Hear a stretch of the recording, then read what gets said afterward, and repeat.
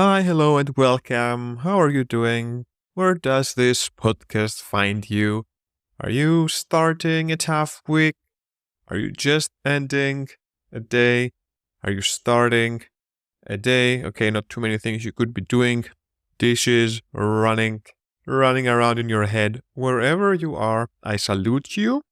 I hope you're one of these people that has forgotten their problems because the sun has been out for many days in a row now. The temperatures are rising. Here in Berlin, we had a sweet 19, and that can make a good difference. Looking at the trees, you can see the buds or the leaves and the blossoms that are not there yet, but they are just starting to come. So I hope you're doing well.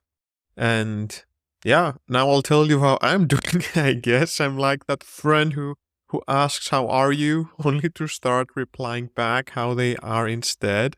Do you have friends like that? If so, congratulations for your altruism. So this first section is devoted to boredom versus efficiency. There are many times where boredom and efficiency have trade-offs, and I think that the best entrepreneurs are people who are smart but lazy. It's like a killer combo. I personally appreciate it a lot. There have been many times in my life where I got activated because of laziness in order to do something smart. I started thinking about this topic again because my new thing is that I take the clothes right from the hanging rack where they dry. I dress from whatever is there in the hanging rack. This is my new thing. I take the fruit right from the tree. I don't waste the time to get them and fold them and open the drawers and put them in the drawers just so that I afterwards need to open the drawers and get them again. There will always be a t-shirt, a boxer, some socks drying. So this is what I'm doing. Why do the full cycle? Just cut the middleman. I don't even leave the house these days, so my main concern when I am outside is if the baby is still alive and breathing and not what the fashion police might do to me. So this is the new me. I've cut the middleman out. I take the fruit right from the tree. No unnecessary movements. And I follow the same these days. Making breakfast, I use a big cutting board. I make some bread slices. I put stuff on top. Now, I used to prepare that bread and then, put it in a plate like a normal person and go eat it. Not anymore. New me, I just eat straight from the cutting board. From production to consumption. Much faster. Who needs a plate? Plus, it's one less dish to wash afterwards, right? So it's like double the win. I have my breads in the cutting board. As I make them, I eat them. Sometimes while I take a bite and as I chew the bread, I start emptying the dishwasher from last night. So it's like this choreography of efficiency. Put a few things out, take a bite, start chewing it, put some things in the cupboards. See, that's the problem, actually. It's the same thing with the clothes. I should be just using things straight out of the dishwasher, not put them anywhere. That's a bit more complicated, but multitasking always gave me a kick. Now, I want to share this mini story I remembered around the smart and lazy killer combo. So this is back in 2013, which now feels like a very long time ago. I was working in an e-commerce. I was the one setting it up from the ground. I had a business owner who trusted me to create an e-commerce. It was a beauty pharmacy products, beauty products. They had a big physical store. We were doing the e-commerce. So a big struggle of this, a huge struggle for this, was to put all the products into the system.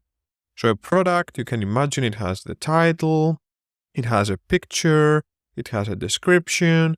And now if we're talking about a pharmacy or beauty product, it doesn't just have a description. Many times you need a second tab where you have all the ingredients, a third tab how to use it. And this was 2013, that the way to get that information was to talk to the companies that are selling the products. They come to the pharmacy, they do product placement, was to talk to those people who would talk to their marketing people, who would prepare a CD with some spreadsheets that hopefully had the information and the pictures. Now, this was painstaking job to do, product by product, to be field by field, trying to put the right info in. Many times they would not bring us the CDs, or they would try to send over email, but the photos would be old. And this was a very, very, very frustrating and slow process. If you need to put thousands of products, then this needs thousands of hours, basically. So we put the most selling products, and then slowly but surely we were trying to build the rest. But it was so boring to do, and then I was allowed to hire extra people to come work on the weekends just doing data entry. I still remember that even the fastest person could do maximum 200 in a session, maybe 300, but no more than that. So me and a friend, we knew our competitors. There were not a lot at the time, but there was this one competitor who had put thousands and thousands into their e-commerce, and they had everything. They had the most complete product list, 5, 6, 7,000 products, all with the latest pictures, not just with descriptions, but actually the ingredients as well and how to use them, and everything was there. So at some point we realized that instead of begging for the product companies to give us their product spreadsheets and try to get all that information, we could just take it from this website, because it is public information, getting the title and getting the description. So we dropped the previous workflow of trying to coordinate all the different companies with products, and we just basically started, allegedly, I will use this word, copy-pasting things out of that other website. And this improved our flow quite a bit, but then it was such a repetitive job. And this is where we discovered that there are tools you can download that can imitate movements on the screen. And then all we had to do was create a sequence that could repeatedly bring the steps that take the information we needed. So imagine this. You start recording. The first step is to grab the title of something, you copy, you paste it somewhere else. The second is to get the description, you copy, you paste it somewhere else. The third one is to get the photo. And if you record this in a sequence, and then you can repeat it, you can basically hack your way into doing all these moves. And it took some imagination. We knew a lot of shortcuts in the keyboard, which was helpful. We knew how to check the code of a page and find things in there. For example, on the code of a page, you can go to the description tag right away and grab the description. So you don't have to scroll, because imagine one product can have a very long description, another one can have a short one. If you record that move, maybe you scroll too much somewhere and then you don't grab the text. So anyway, long story short, after trial and error, I managed to build a sequence that would make all the moves I had to do and would be taking all the product info one by one. And then I increased the speed of that, so it started doing it as a non-stop worker working 10 times as fast. I put it as fast as possible without the computer crashing. Then I realized after some time it will run out of memory, so I added an extra step after some repetitions to clear the memory, clear the tabs, and start again.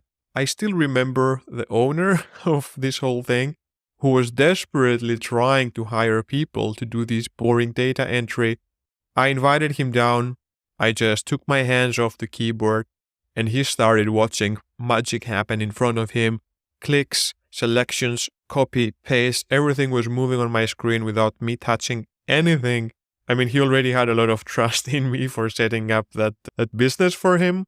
But this was a time where I basically also convinced him that I need to be watching it, because every now and then something could go wrong. And if one move goes wrong, the whole sequence does random things. It tries to do something and it's not there. So you need to pause it. You need to reset everything. You need to start it again. So yes, for quite some time, I was getting paid to observe this thing. And I think the joy I got from that, just being there with my theoretical boss saying, "Yup, you now get paid to watch this because it's working faster than any of us." That felt really good. Little did I know that 12 years later, AI will replace us all. But at that time, boredom and repetition pushed me into finding an efficient way to populate our store. The software was called Automatic Mouse and Keyboard, I think, that could record moves and build sequences and do all that. I'm sure now there are much more sophisticated ways to do these things than having to record the move with the mouse and the keyboard and then let it repeat. If I moved my mouse just a tiny bit, all the clicks would not happen. But when it was working, it was working faster than all of us. Anyway, boredom versus efficiency. I hate choosing socks, especially the short ones. There are so many different pairs. So at some point I went and I bought, I don't even remember how many, just multiple packs of the same. And I thought, okay, black socks. They were Adidas socks. This is not a sponsored. If you want to send me socks, Adidas, you can. But I bought so many pairs. And then I felt bad for myself because my girlfriend also did not have. And I thought, okay, I'll also get for her. We can have the same trick. But this was my doom because now we have so many pairs that look exactly the same, but some of them are a bit shorter. I wear 45 and she wears 38. The only way to tell apart these socks is if you hold one next to the other to see which one is the small one. I tried to make things nice and simple, and I entered a nightmare where not only I have to find the right pairs, but they all look so close to each other that I need to be measuring them to understand what is what. At some point I gave up with this system and I just said, every Adidas sock I see, it comes to my drawer. If I try to wear it and one of them is smaller, I just put it in her drawer. And that was a really good system because no matter how many small socks I would get by accident, they would always end up in my partner's drawer. And that was a way to solve this without having to think too much. But apparently, after some time, I stopped having any socks at all. I just wouldn't find any socks. And I realized that while I have been taking all of them and then the small ones, I put them in her drawer, she's also taking all of them. But when she finds a bigger one, she just wears it. So there goes that system. We still need to optimize the sock game in this house, but you live, you learn. I wonder what are some of the things you do out of boredom or efficiency that you may get judged for or not, that you are proud of yourself for doing a small hack, cutting one middleman or something like this. Next time you do one of your little efficiency tricks, give it a thing and why not send it to me. I'm very curious to hear. I also loved getting some of your weird specific Instagram pages. Nikos, who we've done some episodes together with 1.5 Greeks, that's a small podcast. He sent me these types of pages that have a content called Hope Core. That's hope and core.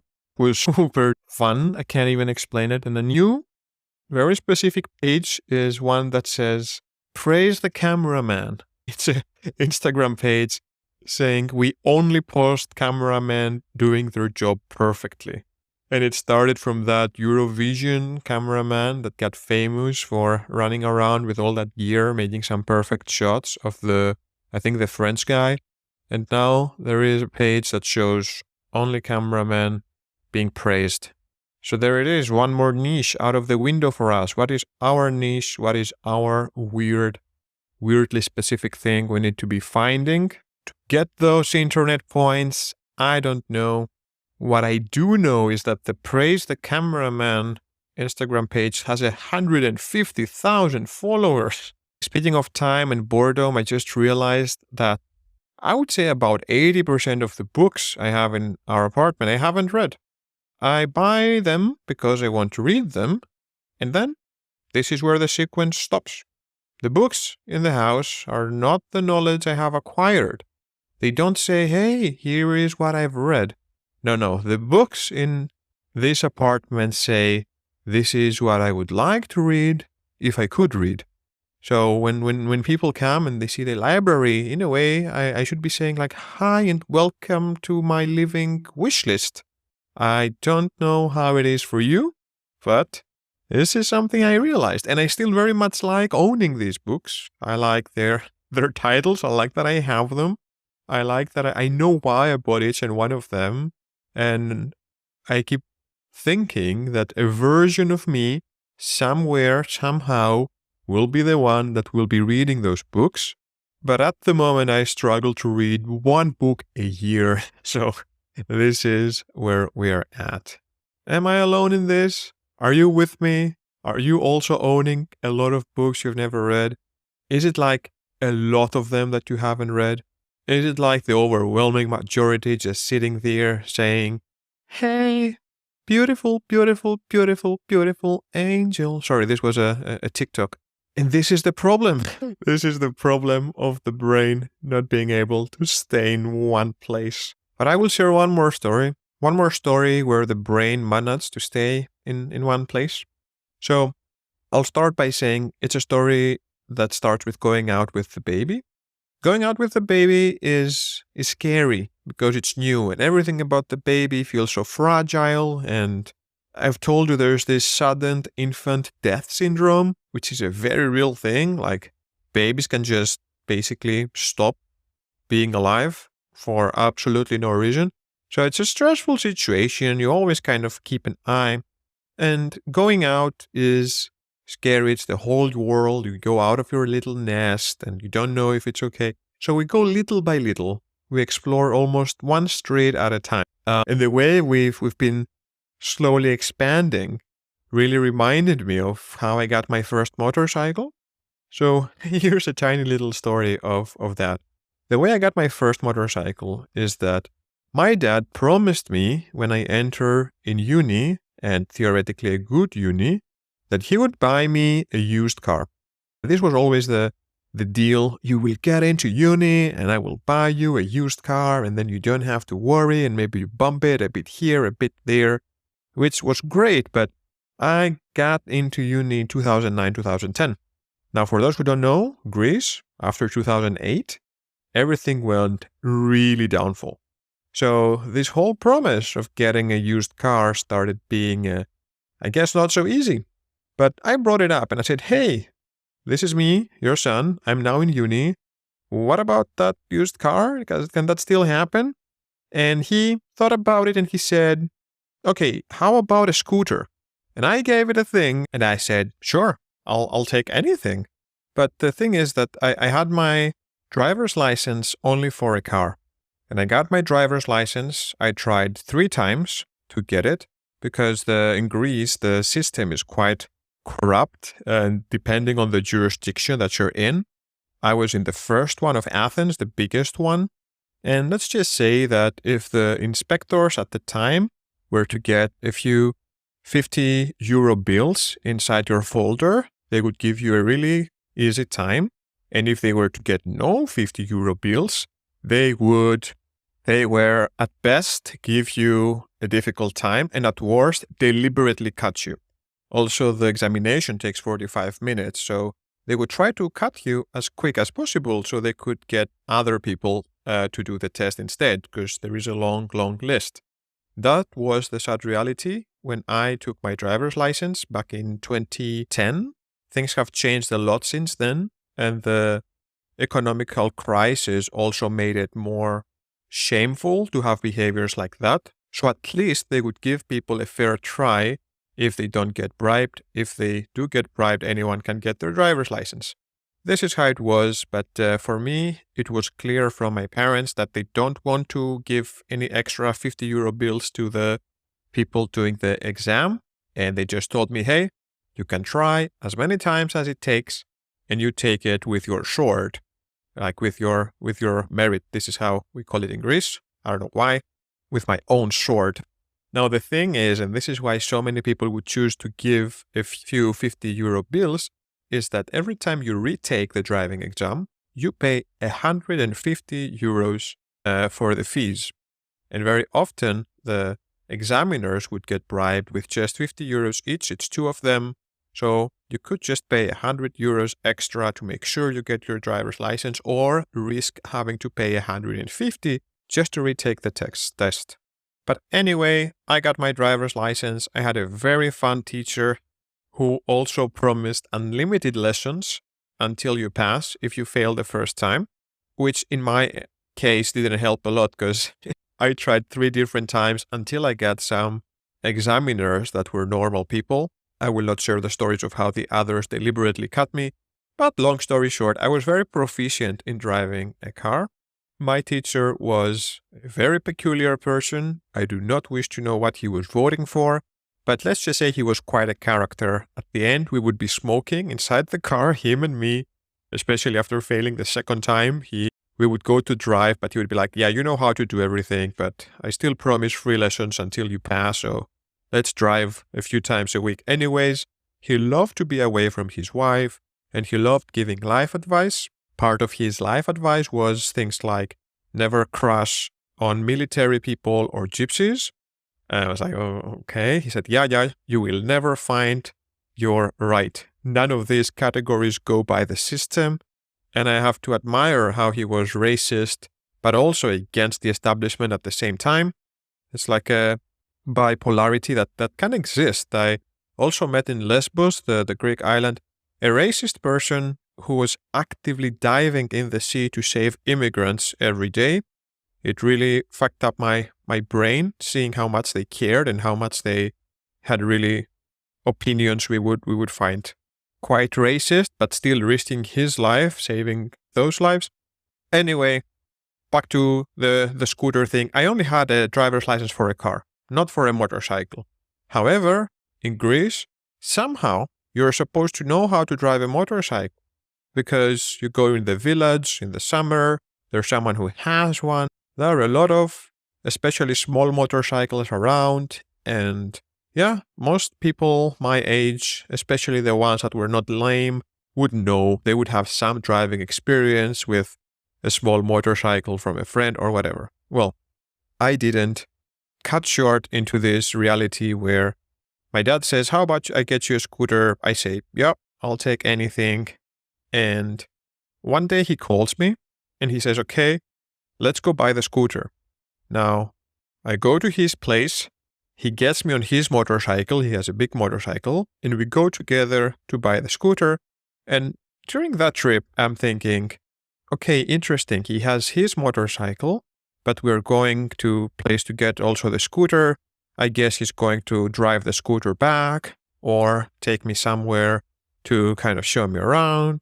And I'm just waiting to see how it goes. I have trust. We arrive at this dealership, take a look at different scooters. Then he chooses one. Then he pays for it. Then they take the scooter out of that dealership. And then they put the scooter on the street. My dad, he gets on his motorcycle. He starts it, boom, boom, boom, boom, boom. And he says, okay, let's go. Now at this moment, I have never driven in my life. The scooter is parked and we are uphill, by the way. This dealership was not even in a flat road. It was in a quite uphill road. So they've put it on the side stand. It's waiting there on the uphill.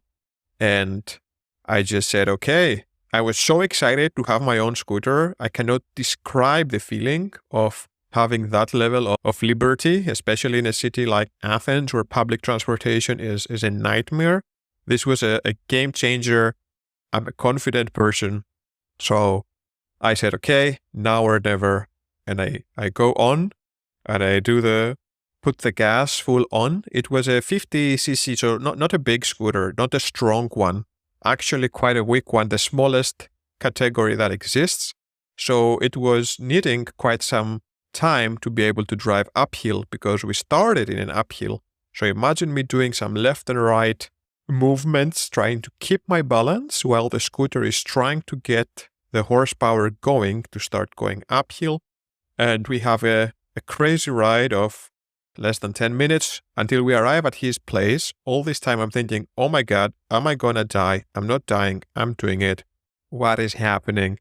We arrive at his place and he literally looks at me and says, cool, I see you got it. You can go home now. And there it was, my first moment. And I said, okay, I need to drive this thing home. Now, I did not have a driver's license for it yet. I also want you to note that. but it was a 50cc, so an e-mop, as we would say today. So getting a license for that was you could go to the local police, do a small test, and they would allow you a small license. And this is where I said, okay, slow and steady. From my dad's place to my place, it's maybe 20-minute ride. And this is where I would start driving my new scooter, and I would go from the tiniest streets. I avoided every big street. I would always drive on the right. I would take few pauses every 5 minutes or so just to let the dopamine and the adrenaline just drive down a little bit, because I was so overly excited and also a bit scared at the same time.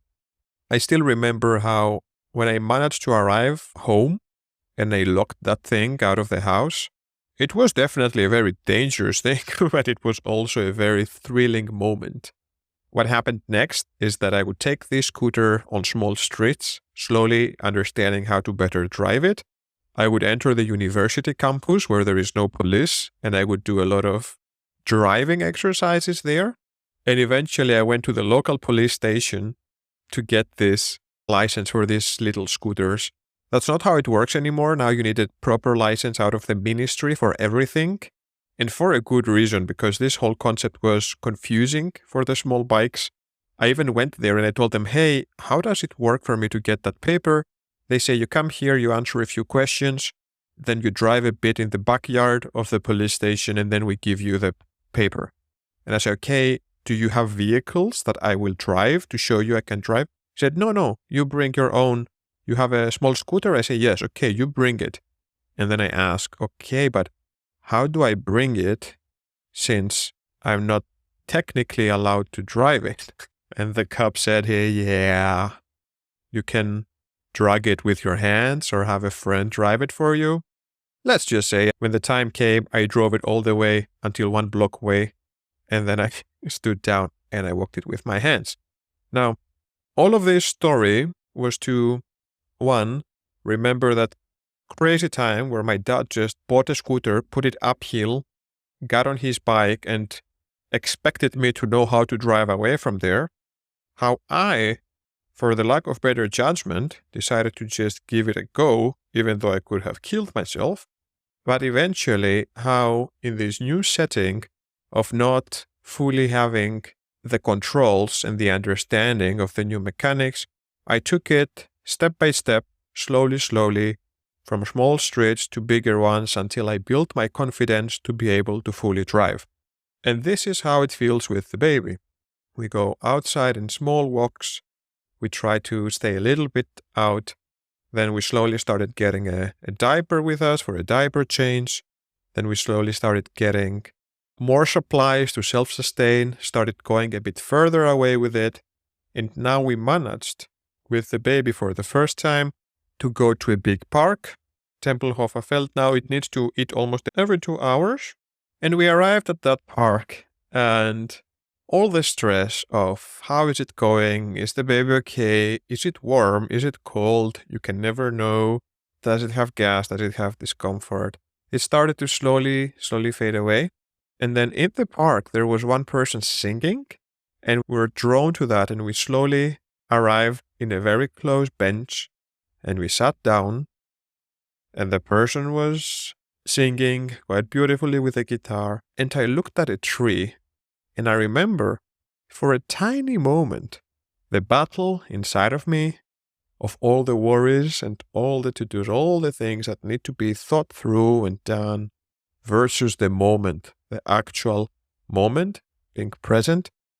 I remember how I won that battle. It's like Harry Potter, when he was doing the spells, when him and Voldemort are fighting and both spells just start pushing each other back and forth of the spells, and they need to focus a lot to kind of believe in their spell to make it push through the other person's spell. Remember that scene?